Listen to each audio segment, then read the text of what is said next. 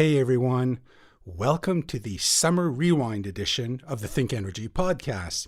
While we recharge our batteries during these lazy, hazy days of summer, we're bringing back some blasts from our podcast past. We'll be reintroducing some of the most popular interviews that garnered a lot of attention and interest. Perhaps not a coincidence, but they're all focused on the future of the energy sector with themes like renewable energy, green innovation, and being eco-conscious. So I hope you truly enjoy our Summer Rewind edition.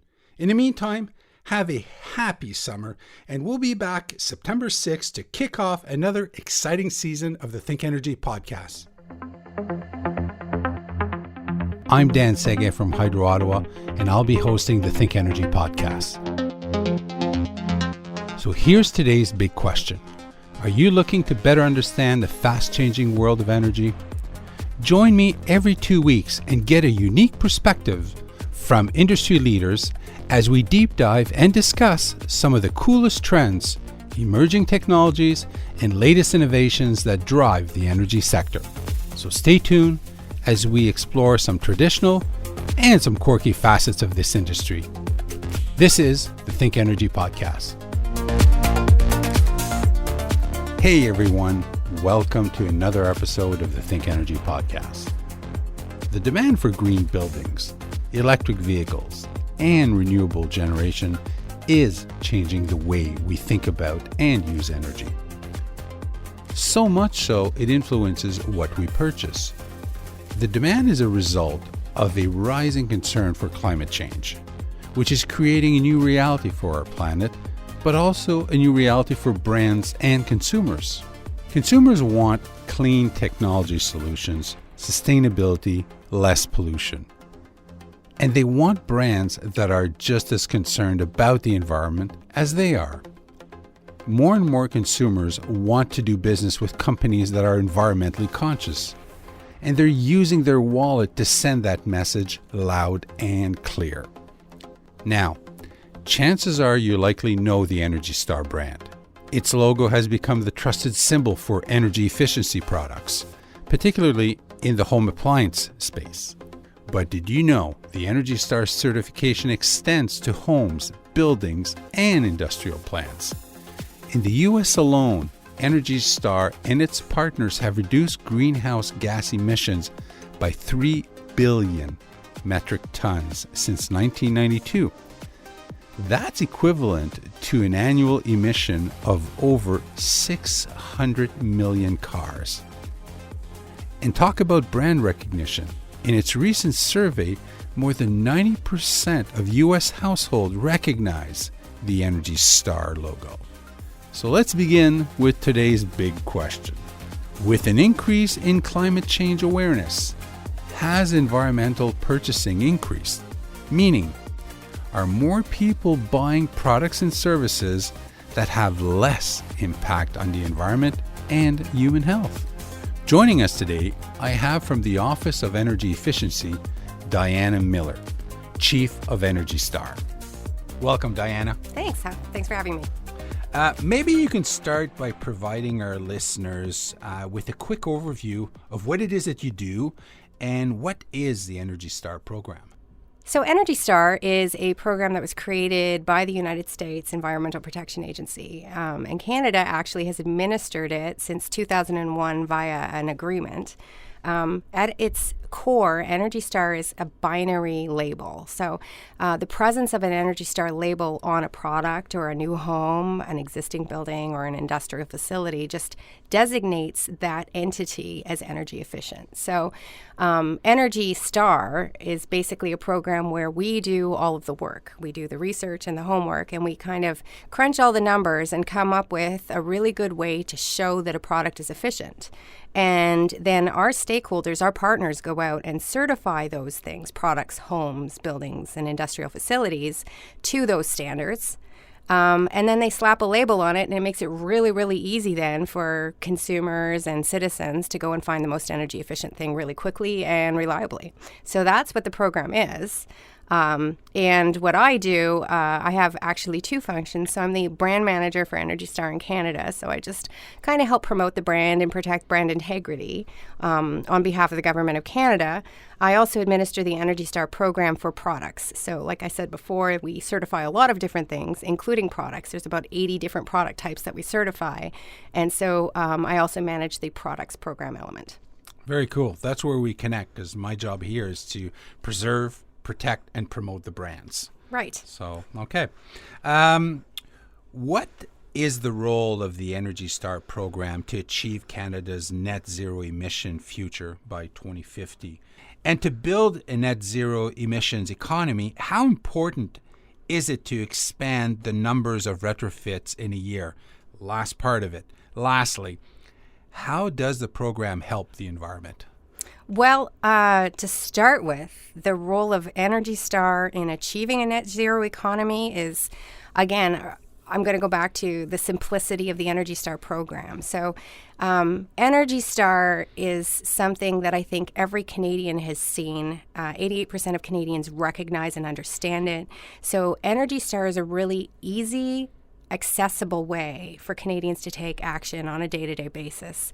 And every tiny incremental action, whether it's buying a light bulb, a fridge, a heating system, a certified home, or leasing space in a certified office building, all of those tiny incremental actions add up to really, really big energy savings. So if I want to talk about how the Energy Star program helps the environment, one of the key things that Energy Star achieves is just doing the same amount of work or performing the same functions using less energy.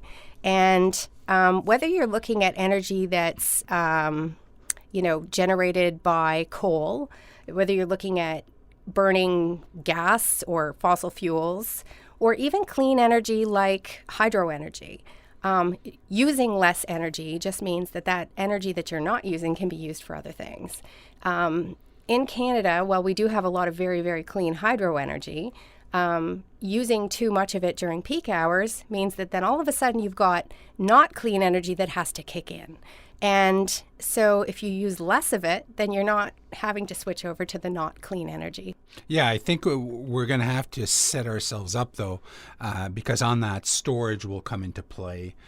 When we're talking about solar, when we're talking about wind, those will be two big players. But to make those more efficient, you'll need the storage component to work with that also. Oh, absolutely. The other thing that I'd just like to point out is that Energy Star isn't just about using less energy. I mean, it's definitely the key element of the program. So it's an energy efficiency program. And using less energy potentially has the role of less fossil fuel emissions. However, I think the other thing that we have to look at is Energy Star wades into water territory. So the United States government administers a water sense program. And so when you're taking a look at the amount of water that a washer uses or a dishwasher, Energy Star really tries to cut back on those as well.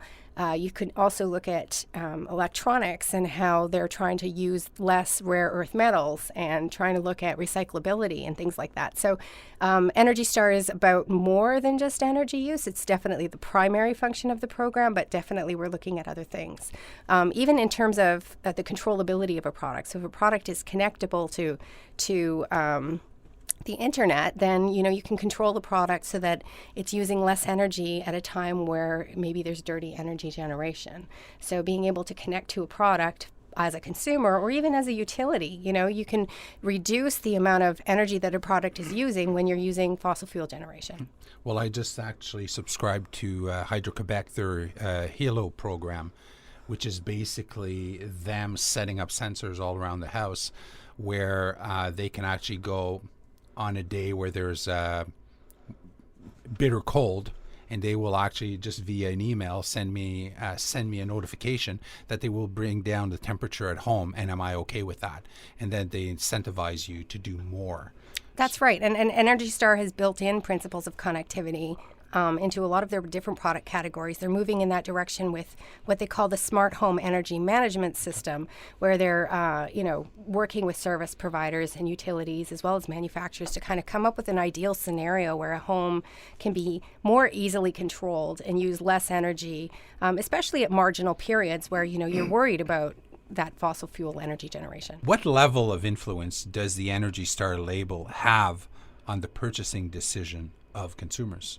Over the last few years, Energy Star Canada has, we do public opinion research, I'll say that. So every couple of years we put out a national survey. We try to figure out, how aware Canadians are of the Energy Star symbol, of the program, if they understand what it means and that kind of thing. And one of the things that we've started asking is for people who have actually purchased an Energy Star certified product or home, did that symbol affect that purchase decision? And overwhelmingly, the answer is yes. So out of people that have purchased Energy Star certified things in Canada in 2018, I think there was about 75% said it was because, or maybe not uniquely because, but definitely the symbol played a role, that certification mark. Absolutely. Like you just look at Windows as an example. Oh, yeah. I mean, that's a really big one, especially in a lot of the country now. Energy Star certified windows are incented by different provincial or utility incentive programs because we know that they perform better.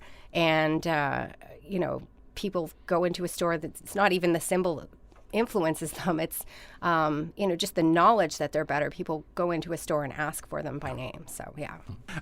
How does the EnerGuide program fit into this equation? EnerGuide and Energy Star are complementary programs. So now, just as a caveat, EnerGuide is a symbol that, or a rating program that exists also for vehicle labels, so vehicle fuel consumption as well as home energy consumption. So I'm speaking specifically about the EnerGuide label on products. But the great thing about the EnerGuide label is, like I said, it complements the Energy Star label in that it's not a binary label. So where Energy Star either is there or isn't there, on major appliances and room air conditioners in Canada, it's required by law. So it's always there. And what it does is it tells you how that product that you're looking at performs among all of the products that exist in Canada. So, that there's a scale on it, and it's going to say the best performing product and the worst performing product. And there's an arrow that's going to tell you where the product that you're looking at right now is in terms of everything else. Now, if it's an Energy Star certified product, what's cool is that you're going to see an Energy Star symbol on that label, so that you know that, okay, the product is Energy Star certified. Okay, and it performs here. I could perhaps be getting something even better than this. So, I mean, if you're looking for the absolute best efficiency, that EnerGuide label is going to help push you even further than, basic Energy Star levels. So that's kind of cool. It's also going to kind of give you an idea of, like I said, where in a product, in a product's class that product performs, so that you know how much room you have to move. You have a general idea of maybe the energy savings that could be achieved and therefore your bill savings that could be achieved by moving to a more efficient product. Mm-hmm. We're seeing a trend where the residential real estate industry is moving towards multi-tenant construction. In Canada, 2 out of 3 homes built today are multifamily, and in Ontario alone, nearly 700,000 households live in condos. Does this present a challenge or an opportunity for the Energy Star program? I think for those of us that work in energy efficiency, everything is an opportunity. So absolutely. I mean, I see it as an opportunity for the Energy Star program. In fact, Energy Star launched a pilot program a couple of years ago in Canada to address this very phenomenon that, multifamily buildings are really where we're moving. I mean, high density housing is good for everybody, but that's going to require much better construction practices, and that's where Energy Star comes in. Energy Star for multifamily buildings means that that structure is going to perform 15% better in terms of efficiency than a building built to code. And again, as code moves, that level moves as well. So, I mean, for a consumer, again, quick and easy, right? You're looking at a building that's got that symbol on it. You know that you're going to be moving into a unit in a building where your bills are going to be lower. So it's a no-brainer for consumers. So we're really hoping that this program takes off and shows successful numbers. I think it's a super great program for builders, and I'm really hoping that builders kind of catch the Energy Star bug and start signing on to this program, because consumers are looking for that right now. Consumers are looking for better options, and they don't have it in that area right now. That's why Energy Star has moved into that field. So a successful pilot means that we can move that program out into the rest of the country. And so that right now, like I said, it's localized in Ontario, and we really want to see it everywhere. Is that something along the lines of what I think it was Quebec had Nouveau Climat? Is it along that line? So I think the Quebec program was more associated with I don't know that it was for new construction. So the thing with Energy Star is we've created a specification, I guess. So we're creating a standard that builders can use. And so it's kind of like a blueprint in a way. And that's why I like to emphasize Energy Star for new homes, Energy Star for multifamily buildings. It's a program that's just as much for builders as it is for consumers, because it's giving builders an affordable, easy way, a reliable way to build energy efficient structures, things that consumers want. And there's a huge demand for it. So, and then not only that, but Energy Star sells, right? Everybody knows what it means. Okay. Now we are seeing more and more cities or municipalities looking for ways to reduce cost and emissions.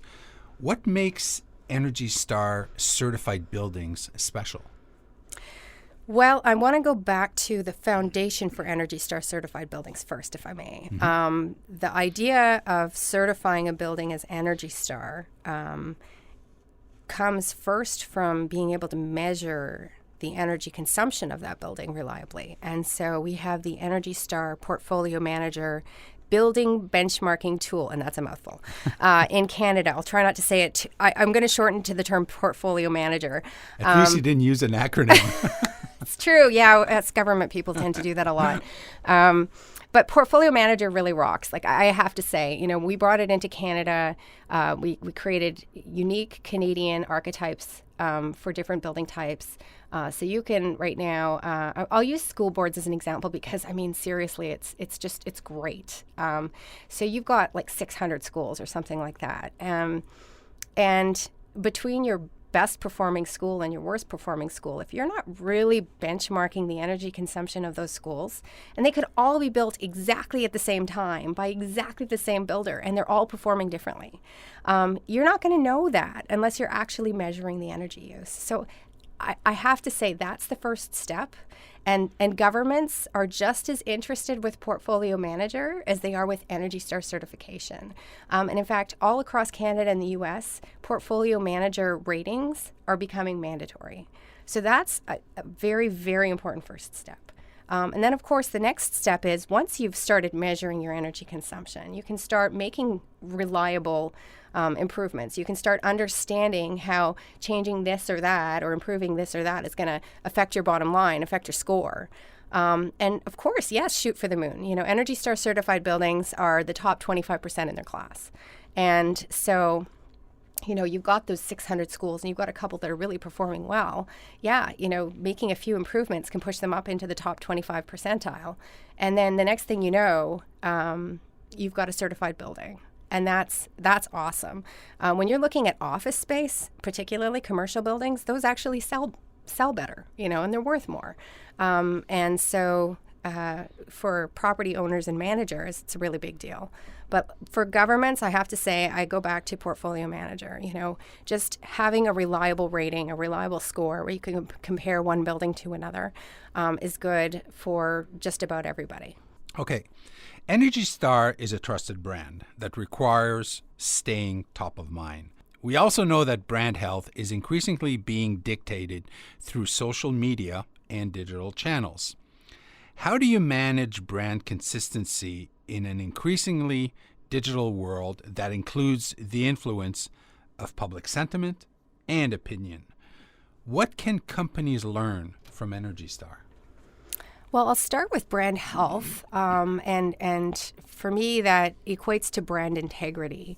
I'm really lucky in that Energy Star Canada is one country in a kind of an international network of Energy Star programs owned and managed by the United States Environmental Protection Agency. So we're one element.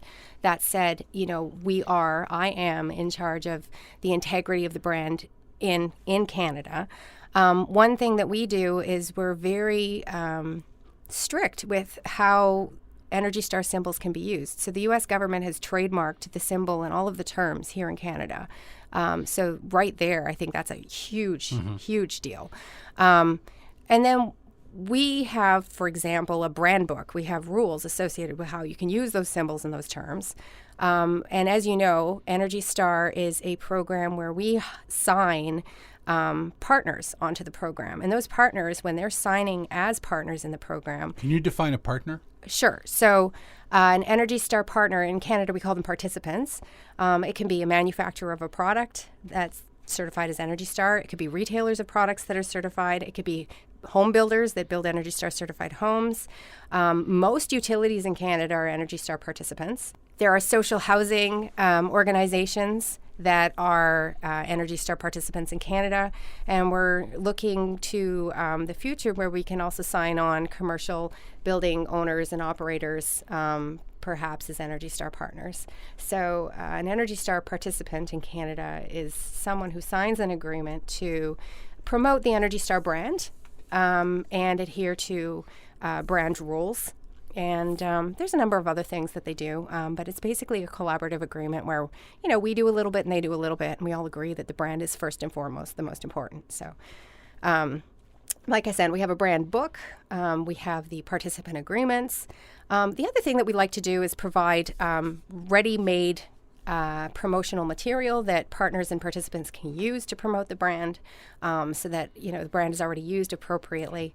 So it's a common look and feel. Exactly.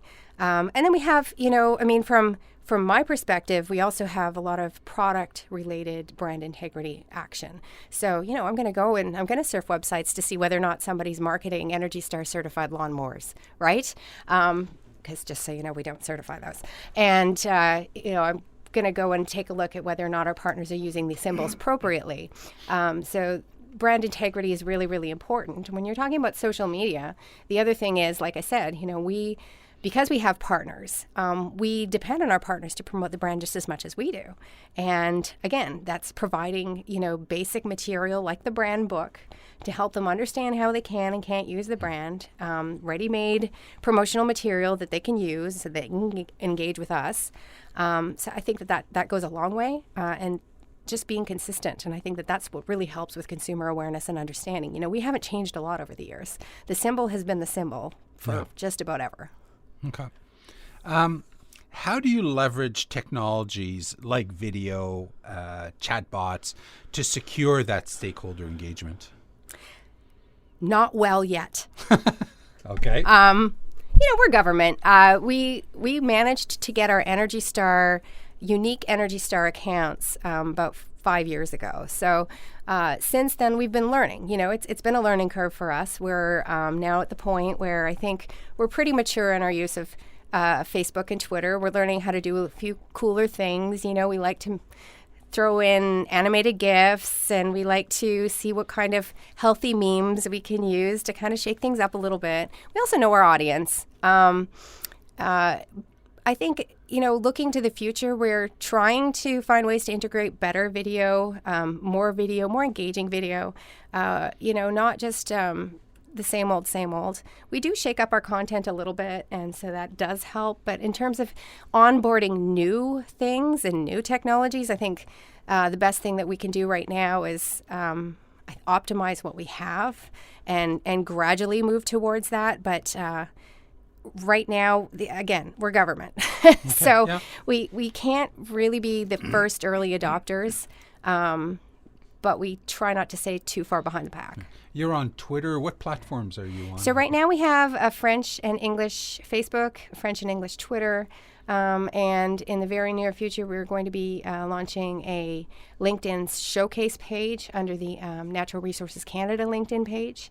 We do use occasionally Instagram, but it's via the Natural Resources Canada Instagram account. So Energy Star Canada doesn't have its own account yet. Okay. And we don't have a whole lot of videos, so we don't really do anything via YouTube. But we do have a blog, and it's not an Energy Star Canada blog. It's actually an energy efficiency blog, but I'd say the majority of the content has a lot to do with Energy Star. Okay, now we're going old school with rapid fire questions. Are you ready? Sure. Okay. What's your biggest challenge? Professionally, HR. It's hard to quickly hire qualified people. Okay. What makes your brand unique? Big sigh. Well, there's a lot of unique things. I mean, Energy Star is a consumer-focused brand, so we're really, really targeting people who are consumers, but it's owned by the government. That's kind of weird in and of itself. I find that that's a very unique aspect and one that makes it challenging to manage. What's your department's greatest accomplishment? Okay, I'm going to go old school on this one. Okay. I think the greatest accomplishment was back in the 1800s when we were the Geological Survey of Canada. I think it's absolutely amazing that the people that worked for the department then were able to, without satellites, map the topography of what was then Canada. I think it's super cool what they were able to accomplish. And in fact, my younger son was named after Sir William Logan. Okay. And not the X-Man. No, although, he likes to think he was, and I just let him. Okay. How do you measure success for your programs? So when I first came to the Office of Energy Efficiency, what drew me to it was the fact that at the time we were running a building retrofit program, and account managers were measured on the petajoules. So petajoule being a fuel agnostic measure of energy consumption. So if you were to, sign on, a series of buildings to undertake energy efficiency retrofits, and they could achieve X number of petajoules of energy savings, that was a pretty big deal. And I still go back to that. I have to say, Energy Star is responsible. Energy Star for Products is responsible for, between 4.5 and 5 petajoules of energy savings in Canada per year. That's pretty amazing, and I still go back to that. Okay, very good. Thanks. How do you balance traditional versus social media? What are some of the successful techniques you guys developed to boost engagement on social media and increase organic, non-paid engagement? So we still do a lot of old school, partly because Energy Star has a couple of very different audiences. Like I said, we're a consumer program, but one of our biggest audiences is our partners, right? Without the manufacturers that make these products and design these products, without the retailers that sell them and the utilities that help us push them, we're nothing. They're the ones that actually do the bulk of the work. And so that means that I want to make sure that I'm reaching them. And so we do a lot of traditional work with, just email blasts, picking up the phone and calling them, webinars. We really do try to work with our partners to make sure that they've got what they need to do great promotions and to push the brand. And then when I look at my consumer focus, absolutely, that's where we try to move into the social media space and be a little bit more innovative. And I think depending on the audience, our techniques are a little bit different. So one of the techniques that we like when it comes to, and just so you know, all of our engagement is non-paid. Okay. Advertising is kind of not really possible for us. So, everything is organic. One of the things that we like to do is, like I said, work with our partners. So our partners get a heads up every week as to what kind of social media activity we're anticipating. We give them heads up well in advance if we're doing major promotions. To give you a great example, we have a promotion that we've done for the last couple of years called the 12 Days of Energy Star. And so leading up to Christmas, probably 2-3 months away from Christmas, we reach out to our partners and say, hey, you got anything you want to give away? We'll facilitate that for you. If you want to give something away to consumers, we've got this great promotion where consumers can just kind of follow us and like and share. You already have all the eyeballs. That's right. Yeah. And then it's just drawing more attention to our partners' Energy Star certified products. It's a great win for consumers. They're learning something about those products, and then they have an opportunity to win them. So, I mean, our followership really increases during that time period. I mean, in terms of our engagement, it blasts just about every record out of the water in terms of engagement with government. Mm-hmm. Yeah. Social media. I mean, you got to put the bar where it belongs. But that said, I think little tiny things like that are innovative kind of get attention of consumers. They kind of keep them on their toes a little bit. And it also is a really great win for our partners because they like to engage with us. It kind of leverages what they're already doing. And so they can amplify our message and vice versa. Okay.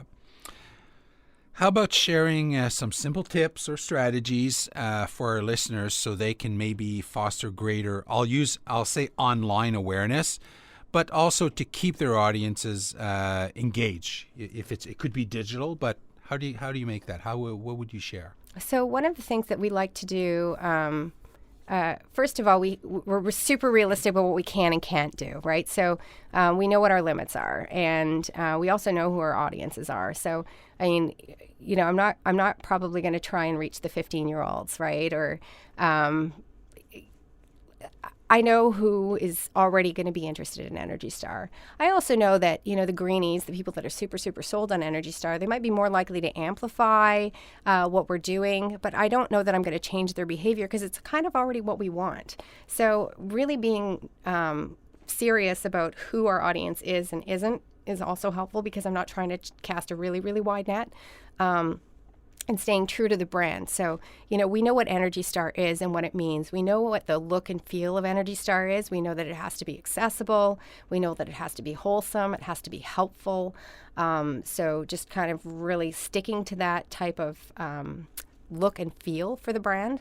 But then shaking things up a little bit. So because we know who our audience is, we're happy to throw in a few cat memes, right? Or, dogs in a dishwasher or whatever. We do want to be a little bit fun. We can't really be edgy, but that doesn't keep us from, making people smile, being a little bit silly sometimes. So, throwing a wrench in the gears as we can, being government. But the other thing, like I said, and I keep going back to this because it's so, so, so important, we really do rely on partners and partnerships and engagement with like-minded organizations and individuals. We're looking at a pilot right now where we're going to start working with influencers. So like-minded individuals that, feel that energy efficiency is important for Canada and are willing to amplify our message because it means something to them. And so, we're looking to maybe be a little bit more innovative and a little bit more creative, but our bread and butter is really knowing who our audience is and what they want from us. Energy Star sells itself in that it already puts money back into people's pockets. It's already recognized by governments and utilities, and so it's the subject of a lot of incentive programs and rebates. So that in and of itself draws a lot of eyeballs. And then what we do is just, we know that people are there to save money. Great. So here's some more tips. Here's other things you can do. Good. I'm assuming that you travel a lot within your job? Sometimes. Okay. Yeah. If you had to book some time on a plane and you would be in a position to select your dream seatmate, who would it be and why? Okay, this is going to be a really boring answer. It would be somebody who falls asleep just like I do. I mean, seriously, if my flight is over 3 hours, I like to have a window seat. I stick my head on the bulkhead and I literally, I put in earplugs. I do. I'm so boring. I was not expecting this. No. Okay. Okay, I hope you enjoyed the old school rapid fire we had a few seconds ago. I'll give it a shot again. All right. With a few more. Beatles or Drake? Drake. Cats or dogs? Definitely dogs. Scotch or wine? Neither. Okay. Yoga or CrossFit? I don't exercise. Okay. There you go. I'm allergic. Okay. Dianna, we've reached the end of the podcast, so thank you so much for joining us today. If someone wanted to reach out and connect, how would they do it?